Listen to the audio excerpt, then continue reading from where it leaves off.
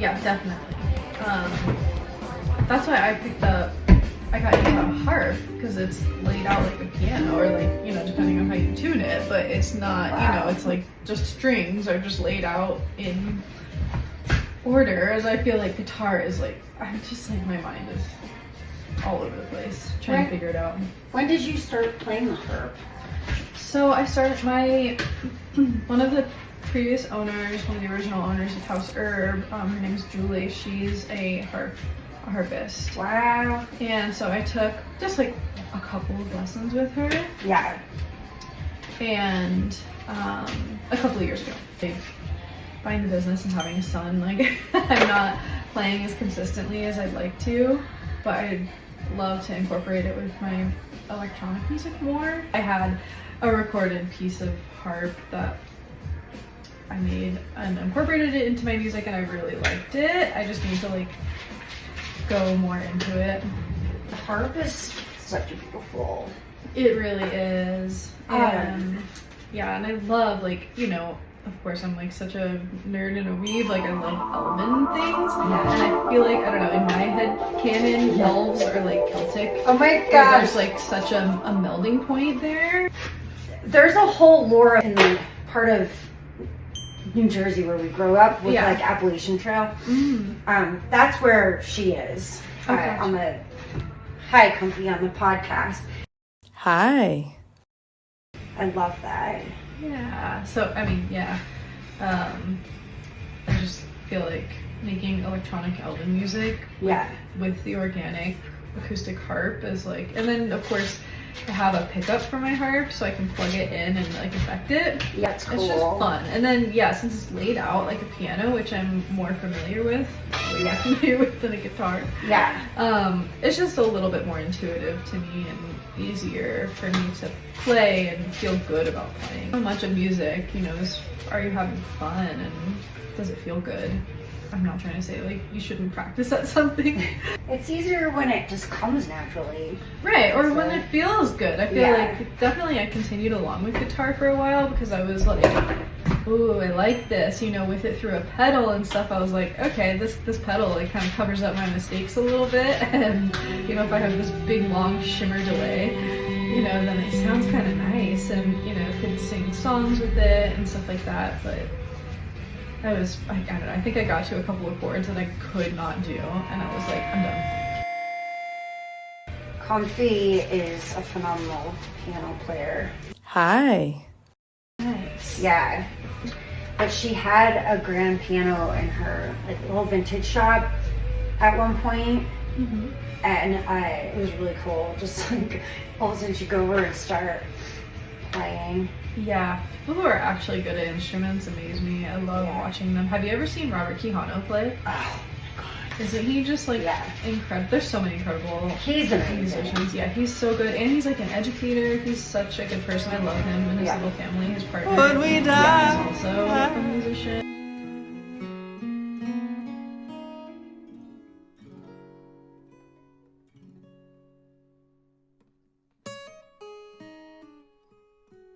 Yeah, my friend is playing, I think on Monday. Oh! Her name's Chloe. Yeah! She's so beautiful. Oh my gosh! I'm gonna be here to see her, because every time I see her, I played a show with her a couple weeks ago. Yeah. And it reminded me so much. Every time I see her, I find like, I'll be watching her, and then I'll like kind of do, you know, body check or whatever, and I'm just like, I'll do it in a second. I'm just like, like I'm mesmerized. yeah, I'm just like melted, you know, and my body's just like, aww, just looking at her. I love it. She's so good. And she just uses like a guitar and her voice and then a little bit of effects, a couple of effects pedals. Yeah. And it's so good. I love her. We're working on a little bit of music together. Oh. And it's so good. Dandelion-S is what she goes by. Dandelion-S? Yeah. Oh, I love that. Yeah. Do you have like a name that you, when you're performing? Yeah, Rue. It is Rue. Yeah. Oh, okay. Yep. Oh, I love yeah. that. My family nickname. Really? Yeah. And so I was like, that just feels comfortable. I don't know, when I started playing music and then people would be like, hey Rue, I was like, oh, that feels comfortable. Yeah. I like that. Isn't there the kangaroo on Winnie the Pooh? Yeah, exactly. Rue? Yeah. Exactly. That's so cute. Yep. Yeah. Yes. So yeah.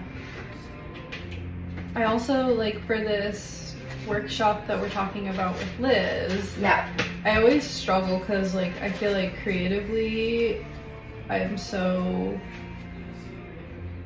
into, like, the creative side of things, and the herbalism side is, like, this thing that's kind of supporting, you know, my life and the community, and I'm so grateful for it, but always I'm, like, going back. My mind is kind of, like, in the creative side of it, even with the shop, like, taking photos and videos and stuff like that. I love doing the creative side of it. Yeah. But for this workshop, I'm just like, I have too many instruments, too many synths. I'd love to like bring all of my synths and do a workshop on like music production. Yeah.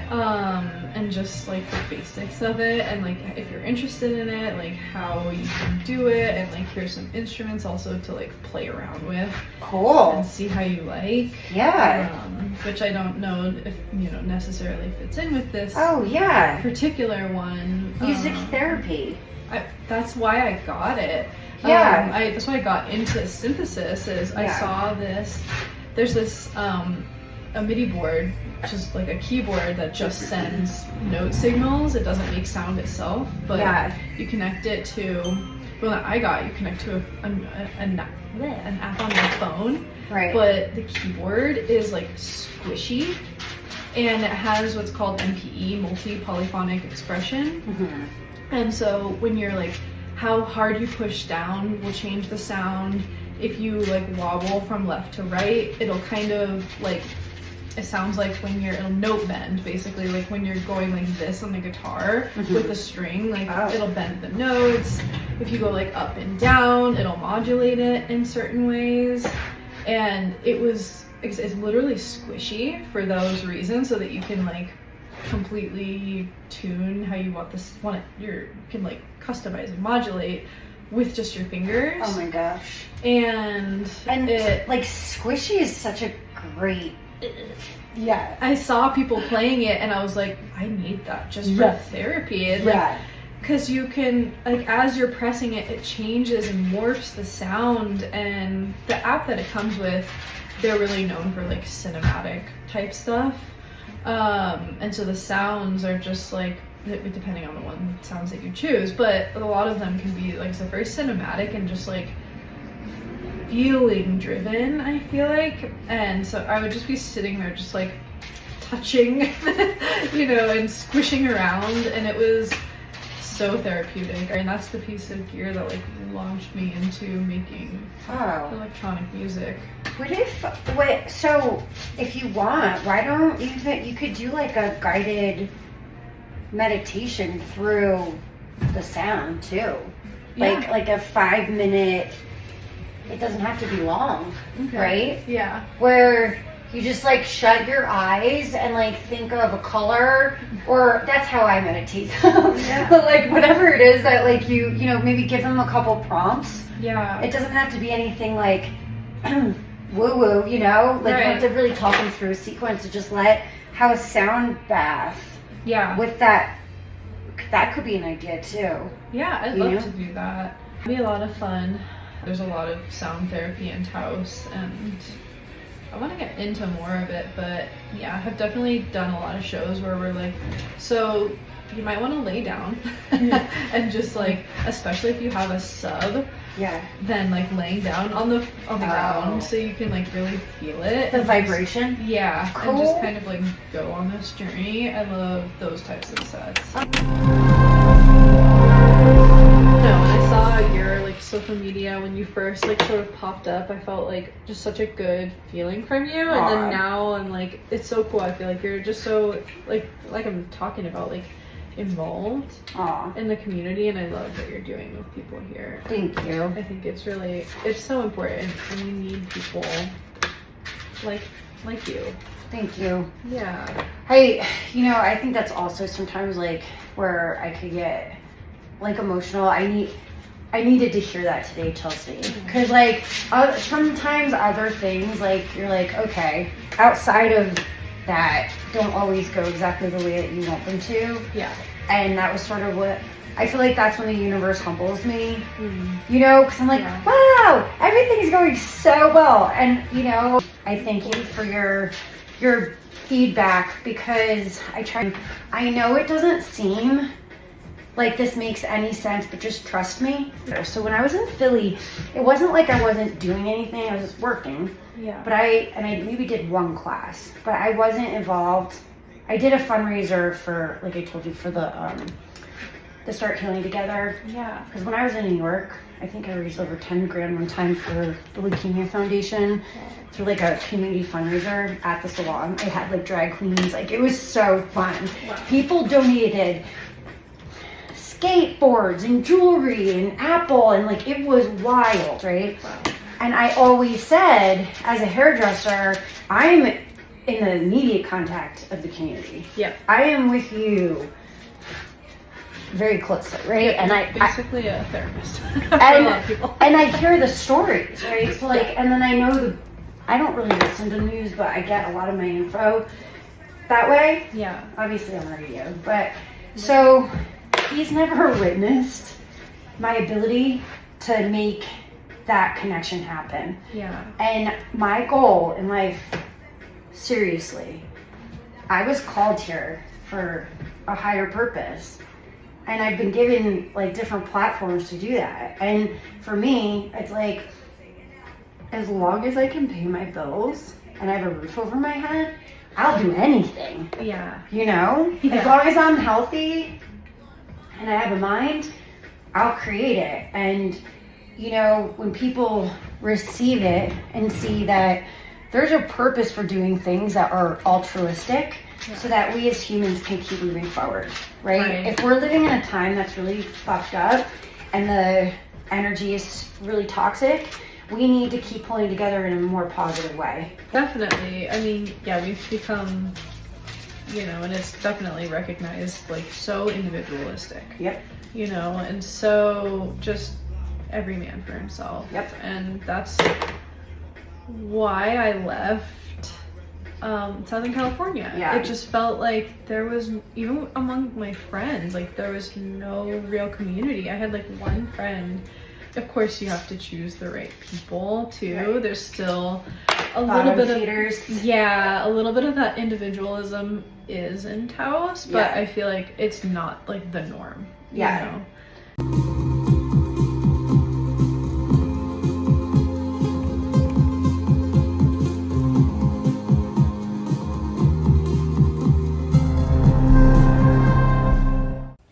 Was May. You were one of my first clients.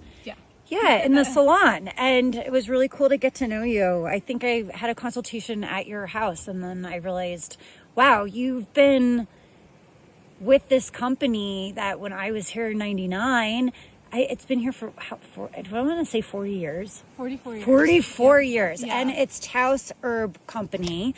So tell us, a little bit about yourself, and also how did you end up getting connected to Taos Herb? My dad lived here in the 90s. My stepmom is from here. Her family's been from here for generations. I came and visited when I was little in the 90s and absolutely loved it. I've always wanted to move back, but never really had a reason. And Taos is one of those places where you kind of have to have a reason to live here.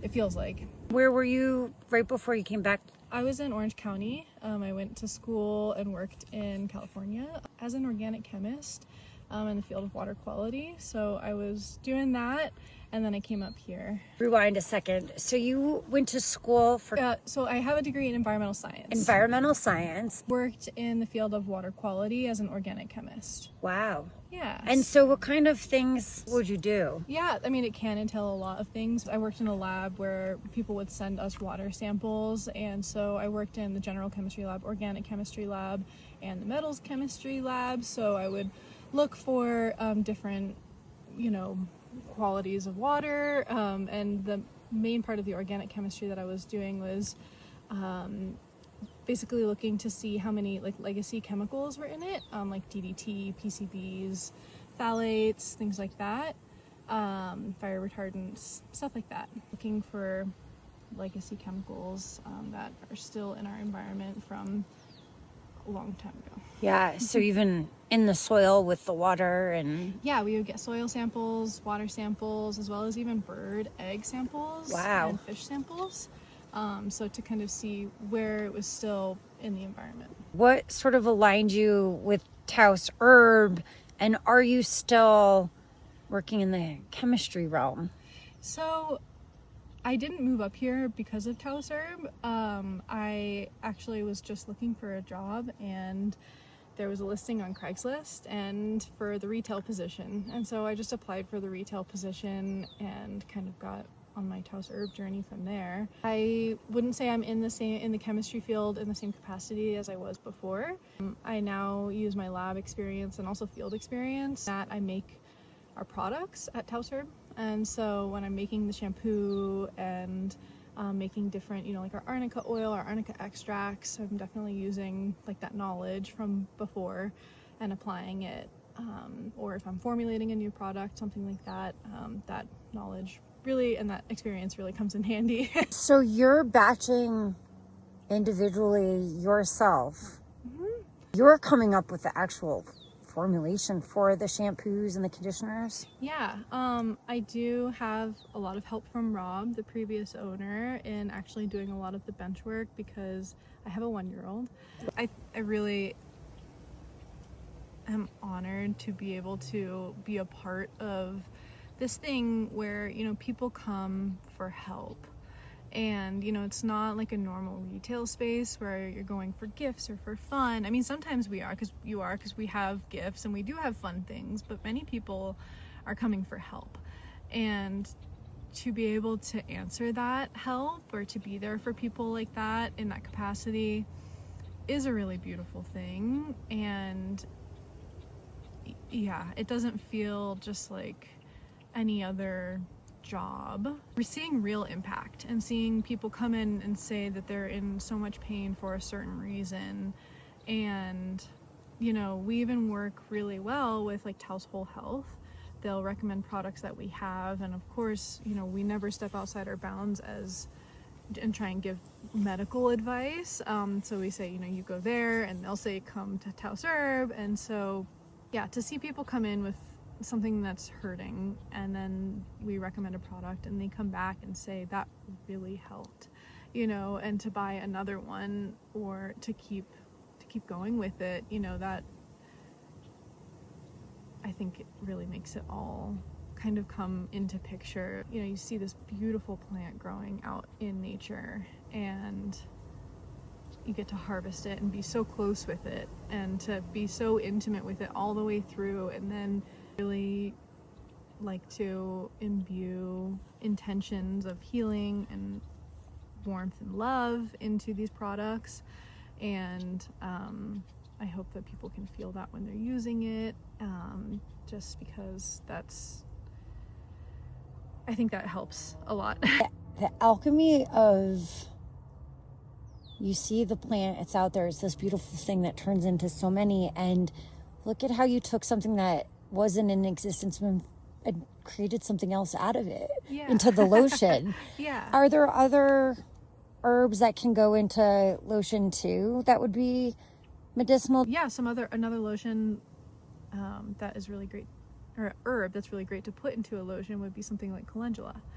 And so calendula is... I thought it was calendula, but yeah, I know. That's the first time I heard it spoken properly. It's a really great herb. So yeah, I would recommend calendula. What is that for? So it's really good for skin healing. It can help with basically granulation, making granulocytes on your skin. So when you're forming a scab or your skin is healing, it can help with that process. So yeah, I really like calendula.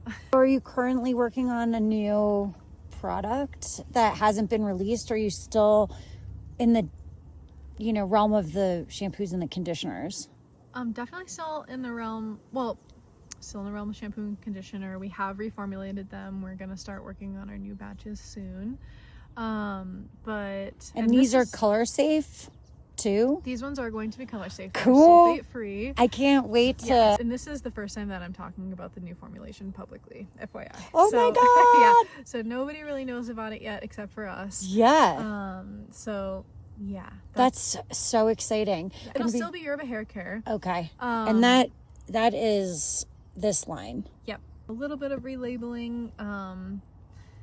We've had the same logos and labels for a long time, since like the 2000s, so I think it's time for a little update. Yeah. This is interesting because it doesn't give you that oily residue. No, there's no oil in it per se. It's not, it's not an oil base. Yeah. It is extract of the Yerba de la Negrita, or scarlet globe mallow, and yucca. And so yucca actually has natural saponins in it, or saponins, however you want to say it. So that's kind of things that sud and bubble. Okay. Naturally. Native people have been using yucca root as soap for hundreds of years. There's some thought of the steroidal saponins or saponins in the yucca that can possibly stimulate the follicles, your hair follicles. Wow. And possibly that's what helps your hair grow. This has been a product that has been used for generations for hair growth. And also, like we were talking about earlier with the yerba, or the scarlet globe mallow being a demulcent, can help basically moisturize the scalp. And so, the saponins can help to stimulate those follicles and cleanse the follicles. And then the scarlet globe mallow can help to moisturize and, like we were talking about, it being anti-inflammatory. I've noticed here more than anywhere, people are saying, oh, I have eczema on my head. I even got it on the top of my head. By February after I moved back, I was like, what is on my head? And I noticed this has helped that for me. Is that possibility that it's the environment that's causing scalp issues?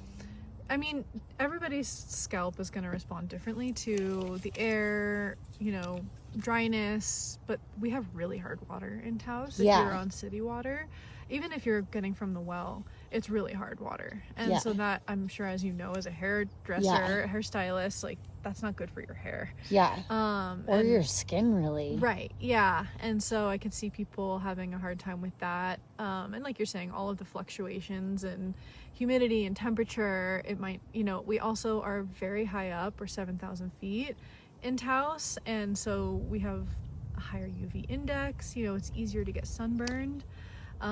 So that's something to watch out for. Definitely environmental pollution is something that people can react to. Absolutely. I think we are fortunate to have a little bit less of it here in Taos, since we're pretty rural. But people still drive cars, and there's a lot of wood burning stoves, so the air quality is still not pristine or anything. But definitely I could see that helping with that situation, with that scalp situation. And a girl came in the other day with a sunburned scalp right on her part, as it happens, and she's like, what can I do? And it's use the yerba. The yerba, or the scarlet globe mallow in it, again, can help with the skin healing, and so help with that sunburn. Do you do community events inside the shop as well? So that's something that I am wanting to start up. Of course, having a baby really slowed me down for a while. And I'm a first time mom, so it's like, you know, everything. Congratulations. He's a cutie. Thank you so Orion. much. So cute. I would really love to start doing community classes. I'm hoping in the winter we can do that, because there's not a lot that goes on in the winter in Taos. It can kind of be a much more mellow time, and so I feel like that would be a good time to start up things like that. Although the plants aren't growing, then we could still learn about things. And I'd love to bring in, there's tons of herbalists in Taos. Yeah. And so, you know, herbalists and people, homeopathics, people who just do all sorts of things. And so I'd love to bring them in and have those classes. We have a big conference room, so awesome. I'd love to get that going. Other than that, Rob does herb walks, and he just had his last herb walk of the summer this past weekend. Oh wow. So and what's that? So it's when Rob takes you out to a location, and he would just point out all of the local flora and mostly medicinal things, and tell you about them, about their identification, Latin, English, Spanish names, tell you, you know, why they're medicinal, a little bit of history about them. So yeah. Oh, that's super cool. What do you feel is the new wave of herbs outside of, you know, cannabis and psychedelics? Where do you feel like it's going? Oh, I definitely feel like just in general, herbalism and herbs other than these really popular herbs are going to become more popular again. I know that like herbalism is on the rise with younger people, which is great. And there is a big push, you know, with how difficult our medical system has become. People have taken it upon themselves to learn about these alternative medicines, or where our Western medicine came from, which is plants. And so I think people are just going to start becoming more familiar with plants in general. You know, as that medical system has been failing a lot of people, I think that's the new wave, is really just is herbalism in general. Yeah. Hopefully, I think it's also so cool with the arnica, and you know, there's so many even medicinal plants just here in this field. To learn about them is so interesting, and it's a lifelong study, you know. Kind of I think to be a forever child in that way, forever student, is just a beautiful thing, because it'll take you a lifetime to learn even just about the herbs in your area, not you know, not including all of the other herbs that are outside of your particular area. But yeah. You just gave me so much information in this like little bit. Thank you so much. You're very welcome. I really, hopefully Jackie will come out here at some point. She grows her own herbs and things like that out east, which is really cool. Yeah. But we're all connected. So thank you so much for spending the time today. Thank you so much, Jake.